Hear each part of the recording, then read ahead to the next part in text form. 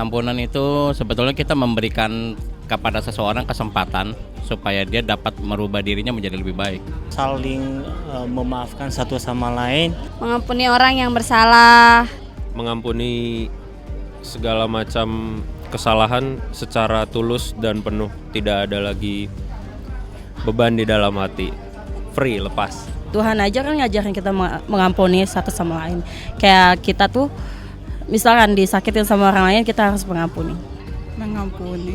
Aku nggak bisa jawab nih, apa ya? Berbuat baik kepada orang yang melukai kita.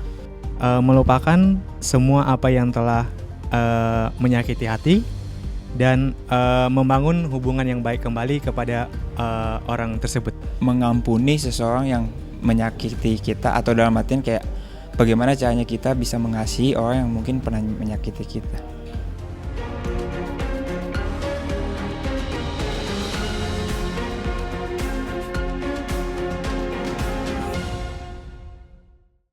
Shalom, salam jumpa bersama saya Sundari dalam program Meja Mencari Jawaban. Topik yang akan kita bahas kali ini yaitu tentang pengampunan, di mana kita akan sama-sama belajar untuk memperdalam pengetahuan kita mengenai pengampunan tentunya bersama dengan narasumber juga teman-teman yang ada di studio. Adapun setiap topik-topik yang akan kita bahas dalam program ini berasal dari setiap pertanyaan dari SMS, WhatsApp, dan juga media sosial lainnya. Sebelum kita lebih lanjut, kita berkenalan dulu dengan narasumber kita, dengan Bapak Wesley Parapat. Shalom Pak. Shalom. Dengan teman saya Hazel. Shalom. Juga dengan teman saya Gion. Shalom. Baik, kita tadi sudah sama-sama melihat ya, banyaknya jawaban dari teman-teman kita di luar sana tentang pengampunan ini sendiri. Nah, sebelum kita bahas lebih lanjut, saya mau tanya dulu sih sebenarnya pengampunan menurut teman-teman di sini nih apa sih? Atau mungkin ada pengalaman pribadi tentang pengampunan ini. Saya mau ke teman saya Hazel dulu. Ya, terima kasih Sundari. Dan untuk membahas tema pengampunan ini saya rasa sangat menarik ya, karena pengampunan ini merupakan hal yang memang harus dilakukan oleh setiap orang percaya. Dan saya pernah punya pengalaman pribadi mengenai hal ini. Jujur ketika dalam hal yang sulit untuk mengampuni, saya baru tahu ternyata mengampuni itu nggak sesimpel itu. Saya pernah ada pengalaman di mana kakak saya, Tuhan izinkan dipanggil Tuhan kembali ke rumah Bapak dengan cara yang mungkin menurut saya nggak bisa saya terima sebagai manusia. Karena saya saat itu disakiti sekali dengan kejadian tersebut karena kakak saya meninggal dengan cara dibunuh oleh orang yang saya kenal. Dan itu sangat menyakiti hati saya gitu ya. Tetapi ketika saya mengalami hal itu, jujur sulit sekali untuk saya melakukan pengampunan. Ketika saya nggak dalam masalah itu, buat saya pengampunan mungkin simple, tapi ketika diperhadapkan itu agak sulit nih gitu ya. Dan sekarang saya ingin tanyakan lebih dalam sebenarnya, apa sih sebenarnya makna pengampunan tersebut? Oke, jadi sebelum kita masuk kepada apa arti pengampunan itu sendiri, coba kita akan melihat satu dialog antara Petrus dengan Yesus di dalam Matius 18 ayat 21 dan 22, di mana Petrus bertanya kepada Yesus. Demikian firman Tuhan. Kemudian datanglah Petrus dan berkata kepada Yesus, "Tuhan, sampai berapa kali aku harus mengampuni saudaraku jika ia berbuat dosa terhadap aku? Sampai 7 kali?" Yesus berkata kepadanya, "Bukan. Aku berkata kepadamu, bukan sampai 7 kali, melainkan sampai 70 kali 7 kali." Angka 70 kali 7 jangan dihitung secara matematis, yaitu jadi 490. Jangan. Tetapi angka ini mau menunjukkan bahwa kita mengampuni itu tidak terhingga. Jadi berapapun orang melakukan kesalahan, kita harus mengampuni. Nah, coba kita perhatikan, ketika Petrus bertanya tentang waktu, jawaban Yesus tentang tindakan. Jadi ketika Yesus berkata, sampai berapa kali Kak? Sampai 70 kali 7 kali. Artinya, Yesus tidak bicara tentang berapa kali, tetapi tentang tindakan untuk mengampuni. Ya, jadi Yesus merubah pertanyaan Petrus dengan jawaban dari waktu menjadi tindakan. Yang tadinya waktu, kapan dia membalas dendam, menjadi tindakan mengampuni. Ini penting. Nah, sehingga kita dapat menyimpulkan bahwa mengampuni adalah satu tindakan hari ini terhadap kesalahan orang lain di masa lalu, tetapi kita tidak menariknya ke masa kini menjadi sebuah kebencian. Itulah definisi dari pengampunan. Ya. Terkait pengampunan yang Bapak sebutkan gitu loh. Ada satu kata yang saya catat gitu Pak, tentang menerima gitu loh. Baik saya ataupun teman-teman yang ada di sini seperti yang mungkin di awal Hazel ceritakan gitu loh Pak. Seringkali disakiti gitu loh. Pernah terluka dan segala macam gitu loh. Nah, bagaimana kita bisa menerima gitu loh Pak? Saat kita disakiti gitu loh, saat kita menjadi korban dan saat kita dirugikan orang lain gitu loh. Bagaimana cara kita menerima? Bagaimana caranya kita menerima? Kita sudah sakitin. Saya bisa mengerti, ya betul. Iya, Pak. Bahwa sulit untuk menerima, iya, seolah-olah pasti, sulit menerima. Wah, sulit Pak. Perlu saya jelaskan apa arti kata menerima dalam definisi tadi ya. Menerima di sini adalah kita memiliki sikap yang sama kepada orang tersebut, baik sebelum dia melakukan kesalahan ataupun sesudah melakukan kesalahan. Jadi kasih yang kita tunjukkan kepada dia itu tidak berubah. Walaupun dia sudah melakukan kesalahan, itu artinya menerima. Dan yang kedua, menerima itu bukan berarti kita setuju loh dengan apa yang dia lakukan, kita benci sama semua dosa. Betul? Kita tidak akan setuju dong sama semua dosa. Bukan berarti kita menerima itu menyetujui perbuatan dia, tidak. Tetapi menerima di sini adalah kita masih tetap mengasihi dia. Sama seperti sebelum dia melakukan kesalahan kepada kita.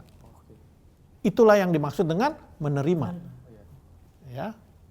Sekarang begini Pak, terkait soal menerima gitu, berarti kita butuh pengampunan gitu loh. Dan bagi saya, pengampunan itu ada karena misalnya sebelumnya hati kita, pikiran kita, tubuh kita itu sudah disakiti gitu loh. Betul. Seperti yang barusan kita udah bahas gitu loh. Nah, cara atau respon terbaik yang kita perlukan gitu loh untuk pengampunan itu, menurut saya pribadi itulah melupakan gitu loh Pak. Makanya sering sering bicara kalau udah lupakan saja. Bagaimana gitu. responnya? Melupakan gitu loh Pak. Melupakan, maksudnya melupakan apa yang sudah terjadi. Okay. Nah, kesalahan-kesalahan atau perbuatan menyakitkan itu dilupakan. Makanya sering kan bicara, udah lupain aja gitu loh. Udah nggak usah dipikirin lagi gitu loh.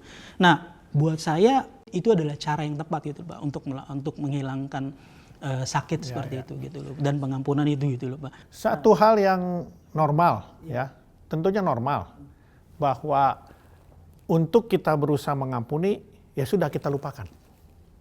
Tetapi saya kasih tahu, disinilah salah persepsi terhadap pengampunan. Jadi banyak orang mengatakan forgive is forget. Mengampuni adalah melupakan. Nah, apakah betul bisa kita lupakan? Saya ambil satu contoh. Ada anak umur 10 tahun. Dia melihat dengan mata kepalanya sendiri, ibunya dipukuli oleh bapaknya. Kira-kira setelah dia berumur 35 tahun, 40 tahun, apakah dia bisa melupakan? Tentu Kira-kira tidak, bisa Pak. nggak? Tidak Nggak mungkin bisa lah. dilupakan. Tetapi apakah dia bisa mengampuni? Yes, dia bisa mengampuni. Bagaimana cara mengampuninya? Dia menerima perbuatan bapaknya kepada ibunya yang memukuli di depan dia, tetapi dia tidak menariknya ke masa kini ketika dia berumur 40, 50, menjadi sebuah kebencian terhadap bapaknya. Artinya dia mengampuni bukan berarti Dia melupakan, bukan.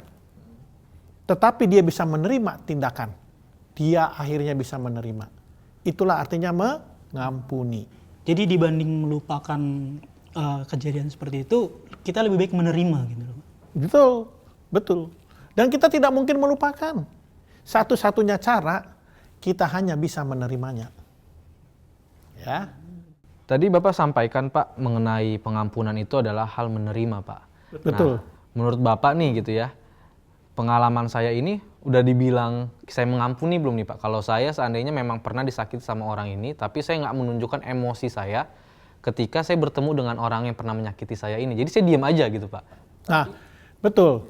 Ini pun masalah kedua, banyak orang menganggap ketika dia tidak menunjukkan emosi marah kepada seseorang yang menyakitkan dia, berarti dia sudah mengampuni. Ya kan? Orang melihat, oh dia sudah mengampuni. Bahkan dia sendiri mengatakan, saya sudah mengampuni kok. Dengan apa? Tidak menunjukkan kemarahan. Tetapi apakah betul dengan tidak menunjukkan emosi marah, dia sudah mengampuni? Belum tentu. Jangan-jangan dia hanya untuk menutupi dendam dia di dalam hatinya kan? Karena mungkin ada orang juga terkadang yang marah justru lebih diam ya Pak ya? Betul sekali. Kenapa? Banyak orang bisa memanipulasi emosi mereka. Ya, menahan emosi ya. Memanipulasi itu dalam konteks ini adalah menahan emosi untuk tidak terlihat orang lain, apalagi teman-teman Kristen misalnya ya. Ya kan? Oh, berarti dia sudah mengampuni. Tapi saya mau kasih tahu bahwa tidak adanya emosi atau adanya emosi itu tidak menunjukkan apakah dia sudah mengampuni apa tidak. Ini kesalahan yang cukup fatal tentang pengampunan. Jadi banyak orang berpikir, oh sudah, saya kan nggak marah sama dia. Berarti apa? Berarti saya sudah mengampuni. Tidak seperti itu. Mengampuni bukan seperti itu. Pak, saya ada pertanyaan. Misalnya seperti ini, Pak. Berarti kita bicara pengampunan gitu loh. Nah sekarang misalnya dibalik gitu loh, Pak. Saya tersakiti dan sudah mengampuni, sudah melakukan pengampunan. Tapi di satu sisi teman saya ini ini yang berbuat salah ya? Dia yang berbuat salah pada saya. Nah di satu sisi ketika saya mengampuni, tapi teman saya ini tidak mau gitu loh. Maksudnya perubahan sikapnya, dia jadi berubah gitu. Dia tetap menjauh gitu loh. Karena ya saya nggak tahu entah dia merasa bersalah atau enggak. Tapi saya sudah lakukan bagian saya gitu. Saya sudah mengampuni, saya mencoba berhubungan baik lagi seperti biasa gitu. Tapi ada kalanya dia malah menjauh Ya, gitu. Justru orang yang berbuat salah ya, yang malah menjauh ya. Sementara orang yang kena dampak kesalahannya sudah mengampuni kan? Sering tuh kayak gitu memang Pak. Ya, memang itu sering terjadi kan. Nah, bagaimana sikap kita? Itu kan pertanyaannya. Bagaimana kita harus merespon orang-orang yang seperti begitu? Udah melakukan kesalahan, terus udah saya ampuni. Ketemu aja nggak mau, salaman aja nggak mau, malah cuek. Iya kan? Aneh kan? Nah, bagi saya begini. Yang penting bagi kita melakukan apa yang Tuhan ingin kita lakukan, yaitu memberi pengampunan. Tadi definisi pengampunan apa? Tetap mengasihi dia, baik sebelum dia melakukan kesalahan maupun setelah dia melakukan kesalahan. Artinya apa? Ketika kita tetap terus mengasihi dia, walaupun respon dia atas kasih kita negatif, itu bukan urusan lagi kita. Tugas kita kepada Tuhan adalah melakukan kasih kepada orang tersebut. Sedangkan dia akan berurusan dengan Tuhan. Tuhan yang akan bentuk dia nanti. Iya, jadi sekalipun dia maksudnya agak menolak saya gitu, saya tetap memperlakukan dia Betul sama sekali. seperti sebelum berbuat salah. Tetap kasihi dia. Apapun yang tadi tetap kasihi dia. Walaupun dia bereaksi negatif, bukan urusan kita. Tugas kita adalah menuangkan air ke tempayan, biarlah Tuhan Yesus yang merubah air jadi anggur. Apa yang dimaksud dengan menuangkan air tempayan? Kita tetap mengasihi dia, kita tetap mengampuni. Itu tugas kita. Tuhan akan melihat kita. Soal nanti dia mau berubah apa tidak, itu urusan dia sama Tuhan. Yang penting kita sudah mau masuk dalam ketaatan. Nah Pak, saya pernah ada satu kasus lagi nih Pak. Di mana teman saya pernah disakiti oleh teman saya yang lain Pak. Tapi ketika kita ngobrol, saya tanya, kamu sudah mengampuni dia belum? Karena kamu pernah disakiti. Oh sudah pernah. Sudah mengampuni lah istilahnya gitu Pak. Dan ketika beberapa hari kemudian atau beberapa bulan kemudian ada teman saya yang lain menikah gitu Pak, dan dia ini ikut Pak, teman saya yang pernah saya tanya sudah mengampuni itu dia ikut datang ke pernikahan, datang ke pernikahan juga, tapi ketemulah dengan teman saya yang pernah menyakiti dia Pak. Nah saya sebagai teman ya biasa lah Pak, saya salamin gitu ya, ketemu teman lama saya salamin, saya rangkul, tapi dia ini ketika melihat teman saya yang pernah menyakiti dia, padahal awal dia bilang sudah ngampuni nih Pak. Tapi ketika saya salaman, dia menghindar untuk nggak ikut salaman sama saya kepada orang yang pernah menyakiti dia itu Pak. Nah, apakah itu juga bisa dibilang, mungkin itu bisa dibilang sudah mengampuni sebenarnya, tapi karena memang sifat dia aja atau gimana sih Pak sebenarnya? Ya. Jadi ya betul. Jadi ini pun kesalahan persepsi tentang pengampunan. Ya, pengampunan itu kita sudah mengampuni dan kalau bisa kita hindari bertemu sama orang-orang tersebut. Inilah kesalahan persepsi tentang pengampunan. Iya. Betul ya? Banyak dari kita begitu kan? Iya, karena makanya saya bilang, saya sudah ampuni. Iya, dia bilang saya udah ngampunin, tapi pas mau ketemu buat salaman aja nggak mau gitu Pak. Ya, saya sudah ampuni, tetapi saya berusaha Kalau bisa nggak ketemu Iya. ketemu deh. Nah, pertanyaan saya, sebetulnya dia sudah mengampuni apa enggak? Nah itu Pak. Karena definisi yang tadi saya katakan, itu artinya dia belum mengampuni. Kalau dia masih menghindar orang yang pernah menyakitkan hatinya, berarti dia belum mengampuni orang tersebut. Jadi kasih dia sebelum dia melakukan kesalahan, dan kasih dia sesudah dia melakukan kesalahan itu berbeda. Udahlah nggak usah ketemu. Kalau bisa dihindari aja.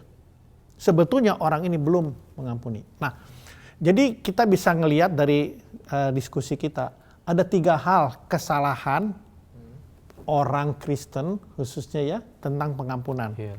Yang pertama adalah forgive is forget. Artinya mengampuni adalah melupakan. Itu salah. Yang kedua, dengan tidak marah, ketemu biasa-biasa aja, itu pun bukan berarti mengampuni. Yang ketiga, ketika kita menghindar orang yang menyakitkan hati kita, itu pun berarti kita belum mengampuni. Ini kesalahan-kesalahan persepsi tentang pengampunan.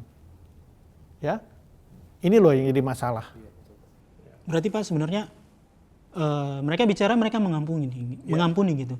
Tapi sebenarnya konsep atau pemahaman yang benar tentang mengampuni itu mereka tidak paham gitu loh Pak. Ya. Mungkin atau keliru bisa dibilang ya Pak ya. Ya, jadi pertanyaannya kenapa mereka tidak bisa mengampuni? Karena mereka memiliki persepsi yang salah tentang pengampunan. Pokoknya pengampunan adalah melupakan.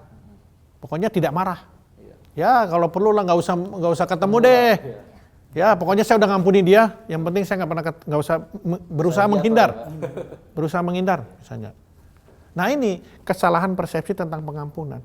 Sebetulnya orang ini belum mengampuni sama sekali. Wah, cukup seru sekali pembahasan kita kali ini. Sebelum lebih dalam lagi kita membahasnya, kita saksikan dulu tayangan berikut ini.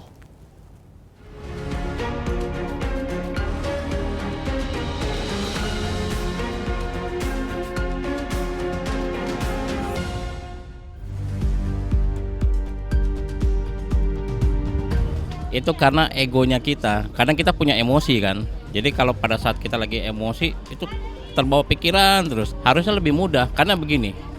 Pada saat kita mau mengampuni seseorang, melihat orang membuat kita kesal gitu misalnya. Kita harus ingat Tuhan. Pada saat Tuhan disalib, dia untuk mengampuni semua kan. Kenapa kita nggak harus ingat Tuhan? Karena gini, manusia kadang-kadang pas mau mengampuni, dia lupa. Padahal Tuhan itu udah mengampuni lebih dulu. Karena kita sulit mengampuni itu karena egois. Karena sesuatu egois, jadi keras hati, sehingga susah untuk mengampuni. Pernah, cuma Tuhan kan mengajar kita harus mengampuni, nggak boleh saling membenci, saling egois. Pasti ada sih pernah rasa susah untuk mengampuni. Mungkin kita udah memaafkan, cuma untuk mengampuni itu masih susah untuk dilepaskan secara penuh. Pernah banget, agak susah sih perlawanan sama diri kita sendiri. Dia nyakitin itu sampai nyakitin ke hati banget. Nah tapi pengampunannya itu susahnya, sulitnya itu kayak kita ngejalanin sama berkomunikasi sama dianya kayak lebih susah lagi. Pernah, iya karena terlalu sakit hati, jadi susah untuk mengampuni. Susah banget. Ya ketika jangan yang jauh-jauh deh, mungkin sama istri kita. Saya kan udah berkeluarga. Ketika kita dilukai, nggak gampang juga untuk mengampuni. Tapi di situ kita butuh komitmen, butuh niat yang kuat untuk ya udah nggak apa-apa, kita mau tetap seperti Tuhan Yesus gitu, maksudnya tetap berbuat baik kepada orang yang melukai kita. Mengampuni itu berhubungan dengan luka. Jadi karena luka itu pasti ada bekasnya. Jadi ketika luka itu terus digores, maka itu akan membuat susah sembuh gitu. Mungkin karena punya trauma di masa lalu, dan mungkin trauma itu yang terlalu menguasai dirinya hingga akhirnya membuat orang susah mengampuni. Jadi kayak dia nggak menemukan kasih yang sebenarnya hingga akhirnya dia susah mengampuni.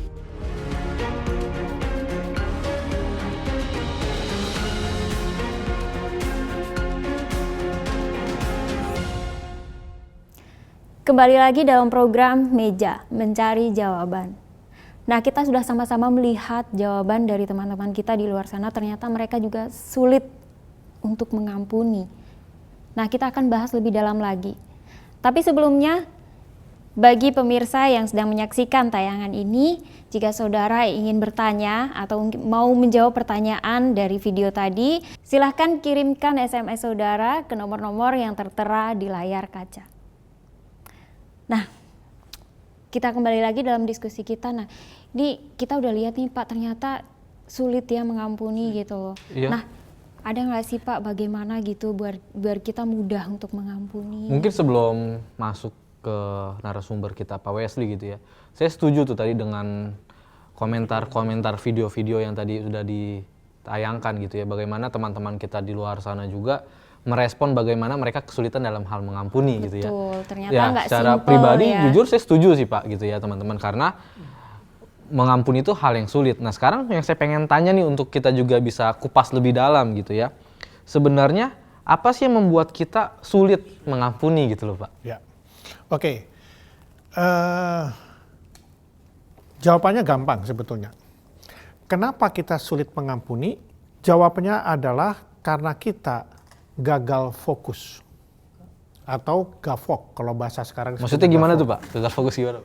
Jadi kita harus bedakan antara kesalahan yang diperbuat seseorang dengan orangnya yang melakukan. Saya akan mengambil satu ilustrasi ya. Jadi kita harus berfokus kepada being-nya, bukan doing. Being itu bicara tentang siapakah orang itu. Sedangkan doing itu bicara tentang apa yang dilakukan orang itu. Saya ambil satu ilustrasi yang ada di Alkitab. Ingat cerita tentang seorang bapak yang membiarkan anak bungsunya menghambur-hamburkan harta. Oh iya Pak. Ya. Si anak bungsu minta hartanya warisan, kemudian dia pergi ke luar kota dan dia menghambur-hamburkan, berfoya-foya di sana sampai dia jatuh miskin, makanannya hanya makanan babi, kemudian dia kembali kepada orang tuanya. Coba lihat, ketika orang tuanya dari jauh melihat anaknya datang, apa yang dia lakukan? Dia berfokus bukan kepada doing, apa yang anak itu lakukan terhadap harta yang dia berikan, tetapi terhadap being-nya, siapakah orang yang sedang menuju rumah dia. Anaknya. Ketika dia berfokus kepada being, apa yang dia lakukan? Dia buka tangannya dan dia peluk anaknya. Dan dia suruh pembantu-pembantunya bikin pesta sekarang juga. Karena anakku yang hilang sudah kembali. Di sini kita lihat, kita fokusnya bukan kepada doing, harus kepada being. Seperti bapak kepada anak bungsu. Dia tidak melihat apa yang sudah dilakukan anaknya. Tapi dia fokus kepada siapakah orang ini, itu anak kandungnya. Demikian juga kita. Ketika kita minta ampun sama Bapa di surgawi, Bapa surgawi akan fokus kepada siapa? Being. Status kita di hadapan Allah adalah anak-anak Allah. Dia akan membuka tangannya selebar-lebarnya dan mengampuni kita dan memeluk kita ketika kita mau minta ampun kepada Bapa. Demikian juga kita kepada sesama kita. Karena doa Bapa kami pun mengajarkan hal yang sama. Ampunilah kami seperti kami juga mengampuni orang yang bersalah kepada kami. Kita harus mengampuni dulu orang yang bersalah kepada kita, baru kita diampuni oleh Allah Bapa.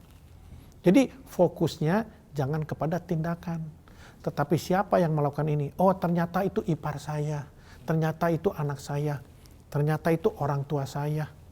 Kita fokus kepada being. Kalau kita melihat itu saudara-saudara kita, apalagi oh itu saudara seiman kita. Oh itu sesama manusia. Ketika kita fokus kepada being-nya, disitulah kita mampu untuk memberikan pengampunan. Karena kadang-kadang kalau kita salah fokus, justru kita bukan benci perbuatannya, malah kita benci orangnya. Orangnya, gitu ya. Betul sekali. Harusnya perbuatannya yang kita benci, orang yang tetap kita kasih. Bahkan tadi Bapak bilang kita rangkul harusnya. Tapi ini justru malah kita benci orangnya juga gitu ya Pak. Iya. Ya. Jadi yang pertama, kenapa kita sulit mengampuni? Karena kita gagal fokus. Nah, yang kedua, kenapa kita sulit mengampuni? Ya, kita harus berpikir bahwa pengampunan itu memandang orang yang bersalah sebagai alat di tangan Tuhan. Maksudnya gimana tuh? Maksudnya Pak? Ya. Jadi kita harus memandang, ketika kita mengampuni, kita harus memandang bahwa orang yang melakukan kesalahan itu sebagai alat di tangan Tuhan untuk membentuk karakter kita. Ya, sebagai contoh begini. Ada orang diizinkan Tuhan untuk berbuat salah kepada kita. Iya. Ya. Kita diminta oleh Tuhan sesuai dengan firman yang sering kita dengarkan, ampunilah, ampunilah. Bahkan doa Bapa kami pun mengajarkan ampunilah. Nah, ketika kita memberikan pengampunan, ya, berarti kita sudah melakukan firman Tuhan dalam kehidupan kita, yaitu mengasihi sesama manusia. Dengan cara apa? Dalam hal ini kita mengampuni orang. Jadi pengampunan yang kita lepaskan kepada orang, itu Tuhan pakai untuk membentuk karakter kita, untuk kita masuk dalam ketaatan demi ketaatan. Ya, jadi kita harus rubah persepsinya. Ya, pengampunan itu merupakan alat Tuhan untuk membentuk karakter kita. Karakter apa? Karakter Begini, kasih. Pak. Saya mengerti tujuannya, tapi kalau misalnya seperti itu, boleh dong. Misalnya saya nih berbuat salah terhadap Hazel gitu, karena tujuannya untuk membangun iman Hazel gitu, untuk Hazel tumbuh lebih besar. Ya nggak bisa dong. Kalau gitu ya nggak bisa. Jadi kita jangan melihat bahwa ketika mendengar bahwa pengampunan itu harus memandang orang dipakai alat oleh Tuhan untuk membentuk karakter kita, sehingga kita pun seenak-enaknya berbuat dosa, berbuat salah, ya itu juga salah. Ya soal-soal seperti itu. Jadi saya pikir kalau misalnya saya berbuat salah sama Hazel jadi lebih imannya nanti dia buat salah terus gitu. Nah, nanti saya buat salah terus ke Hazel gitu loh, Pak. Gitu sering keliru juga di orang-orang luar sana mungkin. Nah, itu maksud aku. Itu baiknya sebenarnya seperti apa gitu loh, Pak, supaya nggak salah kaprah lah, Pak. Jadi orang itu berbuat salah tentunya bukan motivasinya untuk membentuk karakter orang. Tidak ada orang melakukan perbuatan salah dengan motivasi untuk membentuk karakter dia. Betul ya? Karena kita natur dosa. Karena kita manusia sudah berdosa di hadapan Allah. Gak mungkin motivasinya itu. Ya. Jadi makanya tadi saya katakan bahwa ada orang berbuat salah, Tuhan izinkan. Itu semua atas kendali Tuhan. Tetapi yang kita harus fokuskan dalam konteks ini bahwa pengampunan itu memandang orang sedang dipakai oleh Tuhan untuk membentuk karakter kita. Karakter apakah itu? Mengasihi. Bagaimana kita bisa mengasihi sesama? Berikan pengampunan kepada dia. Disitulah kita menyatakan bahwa hidup kita bukan kita lagi, tetapi Kristus yang hidup di dalam kita. Melalui apa? Pengampunan. Itu yang kedua. Sedangkan yang ketiga itu memandang pengampunan, memandang luka akibat pelanggaran itu sebagai cara Allah untuk memperbaiki. Ya, untuk memperbaiki siapa? Untuk memperbaiki orang yang berbuat salah. Ketika kita memberikan pengampunan, ternyata kita sedang menyembuhkan rohani orang tersebut. Artinya bukan buat di kita doang yang disakiti, Pak, betul. Ya? Tapi orang yang menyakiti kita juga ada di poin 3 ini. Ya? Yes. Jadi ketika kita mengampuni, kita sedang menyembuhkan rohani orang tersebut. Ya, saya ambil contoh. Seseorang berbuat salah kepada saya. Ketika dia berbuat salah kepada saya, ketika dia berbuat dosa kepada saya, mungkin karena hubungan dia dengan Tuhan kurang baik. Iya. Ya kan? Iya, betul. Nah, waktu dia berbuat salah, terus saya memberikan pengampunan kepada dia, saya sedang menyembuhkan kerohanian orang tersebut. Sehingga ketika pengampunan saya lepaskan kepada dia, nanti Tuhan atau Roh Kudus akan menyadarkan dia, sehingga hubungan dia dengan Tuhan akan kembali. Baik. Iya. Sehingga kita memberikan pengampunan sedang menyembuhkan rohani orang tersebut. Jadi dia berbuat dosa mungkin karena kerohaniannya yang mungkin sedang sakit. Iya, sedang sakit. Dengan pengampunan yang kita berikan, kita sedang menyembuhkan orang tersebut. Kita kembalikan dia memiliki hubungan yang intim dengan Tuhan dengan pengampunan. Jadi ini persepsi pengampunan yang benar. Iya. Ya. Dan yang terakhir, apa itu pengampunan? Kenapa kita sulit mengampuni? Ya. Pengampunan mencakup bekerja sama dengan Allah dalam kehidupan orang yang bersalah. Jadi ketika kita melepaskan pengampunan, kita sebetulnya sedang bekerja sama dengan Tuhan. Dalam hal, Pak? Jadi pertama, kita mau menyatakan bahwa Allah itu ada. Iya. Yang kedua, kita mau menyatakan melalui pengampunan yang kita berikan bahwa Allah itu penuh kasih. Dan memang Allah itulah kasih. Nah, kita sedang bekerja sama untuk menyatakan kebenaran firman Allah di dalam kehidupan kita. Sehingga semua orang itu mengerti bahwa firman Allah adalah firman yang hidup melalui apa? Melalui perbuatan kita. Iya. Apa perbuatan kita dalam konteks ini? Mengampuni. Sehingga orang bisa mengerti Allah sedang bekerja di dalam hidup saya. Yang bersalah Allah juga sedang bekerja dalam hidup saya yang memberikan pengampunan. Nah, tadi kita bahas bahwa kenapa sulit mengampuni? Karena salah persepsi. Ketika persepsinya semua diperbaiki dengan yang saya barusan sebutkan, ada 4 hal tentang pengampunan, tentunya kita akan lebih mudah untuk melepaskan pengampunan ketika kita berpikir yang benar tentang pengampunan. Yang tadi fokusnya aja sudah salah ya, being dan doing.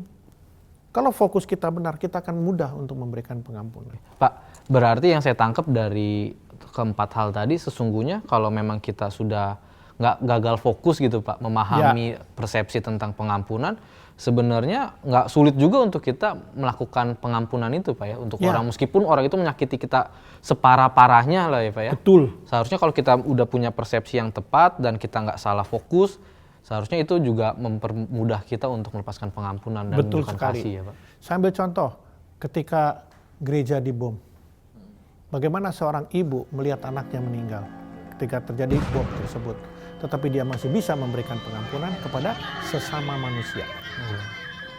Seberat itu loh, betul. Penderitaan yang dia harus hadapi. Anaknya mati, dibom, tapi dia masih bisa memberi pengampunan kepada orang yang melakukan pemboman tersebut. Meskipun secara manusia sebenarnya sulit ya Pak ya? Secara logika sulit. Iya. Tetapi ketika pengampunan itu dipahami dengan persepsi yang benar, kita akan mampu untuk memberikan pengampunan. Dan saya kasih tahu bahwa pengampunan itu kasih karunia Tuhan. Ketika kita memiliki hubungan yang intim dengan Allah, kasih karunia itu akan memampukan kita untuk memberikan pengampunan. Jadi, bagaimana caranya supaya saya gampang mengampuni? Ubah persepsi yang salah tadi menjadi persepsi yang benar.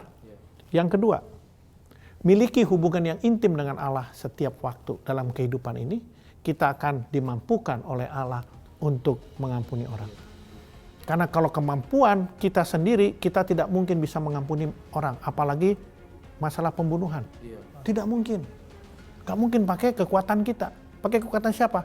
Harus menggunakan kekuatan Allah.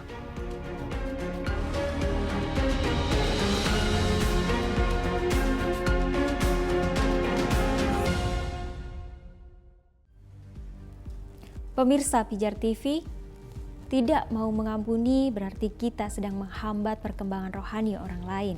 Pengampunan yang kita berikan kepada orang yang bersalah pada kita akan membuat orang tersebut dimerdekakan dari ikatan dosa.